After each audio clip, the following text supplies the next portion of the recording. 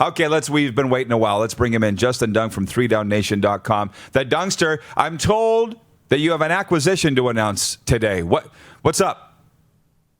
Huge acquisition. We got a green in the background that I think might take my background over the top running. What is it? I see a tree. I see a new computer. What is it? What do you got over there? Just a nice plant here to get some green, you know? Okay, I got you. Well, we're guessing. Has he got a dog? Has he got an earring? What's his thing? All right. I like the plant. I like the greenery. It's very, very fresh. Justin, we were talking about this last night. 10 days, really, since the CFL's been in the news, other than players opting out. And you know what? If it wasn't for 3Down, we really wouldn't even know about it. You got the ball rolling with the coverage. Talk about the latest in the CFL right now as far as you know. What's hot? Lots of players opting out, clearly. And the biggest name among them, I think, was Kyle Thompson, which came as a bit of a surprise. But what I can tell you in terms of new information, just for you guys, is that Winnipeg Blue Bombers defensive end Willie Jefferson, the reigning CFL most outstanding defensive player, is considering opting out. Right now, he's looking at potential NFL opportunities and seeing if anything can come to fruition. So that's the absolute latest in terms of the biggest names that might be checking out of their CFL contract. Whoa. And thankfully, the audio just got real good halfway through your answer there. So Willie Jefferson's considering it. Justin, look, I know Willie well and personally. He has NFL ability. We all know it. It was his maturity, which has come to the fore now. He's matured. He's the reigning defensive player of the year in the Canadian Football League. I'll morph that with one of my show points.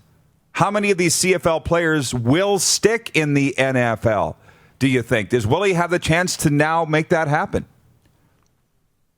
It depends if Willie Jefferson actually signs a contract, but I really feel like it's going to be a handful of guys. And top among that list that could actually sign contracts would be, let's call him former Riders offensive lineman now, the Canadian Dakota Shepley. Had a stellar season last year, got some fresh game film, and he was very close. Just after he signed his deal with Saskatchewan, actually, there were some NFL teams that came back. I believe it was about a week later that wanted to sign him because they had just had an injury and Shepley was on their ready list. So it was very close back a couple of years ago to him getting back in. Of course, he was in training camp with the New York Jets. So I really feel like today he's actually in San Francisco working out for the 49ers. Had to pass 3 COVID-19 tests just to get into the facility. And I get the sense that if that goes well, there could be a contract. And even if there's not, I really think he's going to get signed by an NFL team and get an opportunity to play. Wow, big scoop. What do you got, Frenzy? Justin, John Lynch here. How much do you see this hurting us, the chance to go to the NFL now and the status of the CFL, which is very frustrating to say the least, but I just hope too many guys don't go, because if they do, it's going to really upset the fans that are so loyal here. And, looking ahead, it's going to be, is the league even going to be here? So what do you see? Well, I'll get to your first point there, and I don't think it's going to hurt the CFL very much at all, because to be honest, the reason that a lot of these guys are opting out is just to see if there's a potential NFL opportunity that comes along. And when we talk about a guy like Willie Jefferson, when you're an NFL team right now, you haven't had as much time on the field to develop the young guys on your roster. So if, heaven forbid, a wave of COVID-19 went through your team, then you would want to bring in a proven guy. And obviously he's got the connection there with Chris Jones being in Cleveland on the defensive side of the ball and having a bit of a voice there too, that, you could see that match. But overall, I don't think the players opting out of their deals looking for NFL opportunities will hurt. I've talked to some personnel men around the league, and they've said, look, since the end of the 2019 season, when normally a lot of the players from the CFL get workouts from NFL teams and eventually sign, normally in January, there's a bunch, or at least a few, there's been a draft and free agency. So a lot of new bodies have already been added. So unless you're a standout athletically and young, like Dakota Shepley, then there's really only going to be a handful of guys, and most of them that have opted out will end up back in the CFL next year. Wow. Fascinating. I could spend all day with you talking about this. Gentleman Andrew Ray says he's watching in London, England, and enjoying it. Thank you, Andrew. Sounds like a new viewer. Kelly Bale writes in, simple math, the NFL doesn't have the room for a dozen CFL players. I don't know about that, but Kelly is a Cleveland Browns fan, and I just got to bring this up. Chris Jones had, I would suggest, considerable sway on the Freddie Kitchens staff in Cleveland. I'm not sure he's got as much sway with the Kevin Stefanski staff in Cleveland, the new head coach. Like with Willie, where do you think his reasonable spots are? Because I could see Jones going into Freddie Kitchens and saying, this guy can play. You know what I mean? Yeah.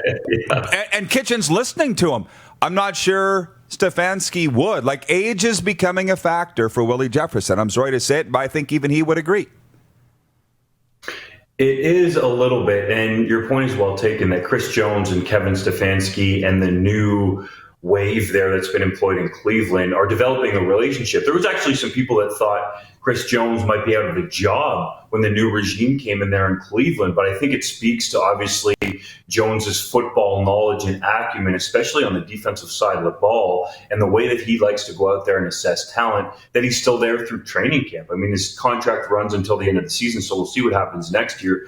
But I do think if Jones goes to the table and pounds his fist, that people are going to listen. And you would imagine he would do that for Jefferson and potentially others that are available if the need arises. Well, let's just hang on. So we talked about people just reading headlines, not the story.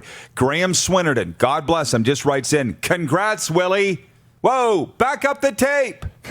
All Justin said was he's considering opting out, folks. So it is on the onus of the consumer to listen and digest what you're reading, because nowhere did Justin or I say that. So, by the way, Colin in Ottawa, one of our viewers, wants your take on Gary Stern's comment. It's point 6 in our quick 6 show topics, saying we cannot use COVID-19 to hide from getting better. Sounds real good. He seems like my kind of guy. Do you believe him that he feels that way, Justin? And 2, what does the CFL need to do to get better, COVID aside? I do, and it's refreshing to hear from Gary Stern, who between him and Mario Cecchini, I think are bringing a whole fresh new perspective to the Canadian Football League that, to be quite honest, I hope gets listened to by some of the people who have been around the league for the long haul. In terms of your second point there, Roddy, and what the league needs to do coming out of COVID-19, it's very simple, yet difficult. They need to find new revenue streams. And I was talking to people around the league, and these are even some older guys that have been around for a while saying, we don't even have a video game.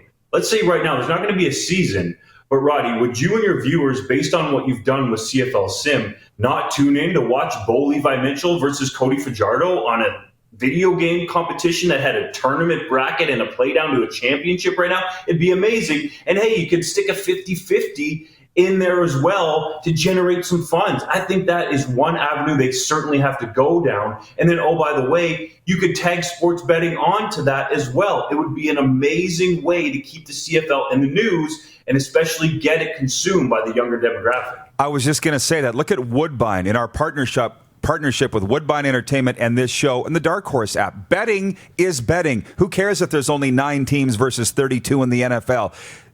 Trust me, as a guy that knows a bit about gambling, betting is betting. Doesn't matter. And the CFL could, the money they could make off betting if they were forward thinking. And, with Gary Lawless's comments on here the other day, Justin, with what I've been saying, you've been reading my columns, my 10 things. I've said it's nice to get a little backup here. Gary's backing up everything that I said with what's wrong with the CFL right now, the old guard and the decision makers. I don't need the support, trust me, because I know what I'm reporting is true, but it was nice to have Gary say it. And so there's that too. Like there's a lot that needs to be done here in terms of just broadening the focus of this league and looking to the future, because quite frankly, all they've been doing for the last, as long as we can remember, is putting out fires and trying to pay bills, because that's another thing. The TSN contract covers the entire salary cap of every team, Justin. That's a pretty good place to start. I'll end this with this. Do you think the contracts across the league should be voided? You were the first to report this could be a possibility. I could be swayed either way, but if we want a brand new CFL, that might be the way to go. It could be, but I do think there has been talk of that behind the scenes between the league office and the CFL Players Association. And it's not exactly something that the CFL especially wants, because all the teams right now are constructed. So you would have to essentially go into a bonanza franchise mode, dynasty mode, if you will, for the fantasy football players out there. So I don't get the sense that the CFL wants that. And if you look at it, in reality, or in and around 60-70% of guys are free agents anyways with the one-year contract. So I don't think that's something that we're necessarily going to see happen, although it's a possibility. And it's a definite leverage point for the players if they want to get some concessions in terms of collective bargaining. What else have you got for us, Justin, going into the weekend at 3Down? One other note I'll add in terms of players thinking about opting out, and we've seen a number of players from the Saskatchewan Roughriders already do so. Another player that's considering it, and a guy that I think should really get a look, is Kyran Moore. Swerve, as they know him out there. He's a dynamic athlete, and I could see him fitting in on an NFL roster as a return guy or a potential slot receiver. So based on what he did last year with Cody Fajardo, teams have interest in him. Does it get to the point where he feels comfortable enough giving up the guaranteed money that he would get from the stuff that's been negotiated between the league and the PA? That's going to be the question. How high is the interest? But I really think more could be one. So that's the absolute latest. By the way, JR is watching in Cranbrook, BC, and says scrapping contracts would become a huge legal battle. Hasn't it been already? I mean, you know the ins and outs of this. It's a clause in their contracts. But if the owners and the players don't necessarily all want it, it's just not going to happen. But it could happen quite easily, couldn't it? Because there's no season? It could be a massive legal battle, certainly. I've talked to people on both sides that interpret it in different ways, and even talked to lawyers that see it in different ways. So if it ever got to that point, yes, potentially it could be hotly contested. But I think it's something that the league and the PA are going to try to work together and agree on. And we've already seen that relationship get a little bit better here early on after the season was canceled.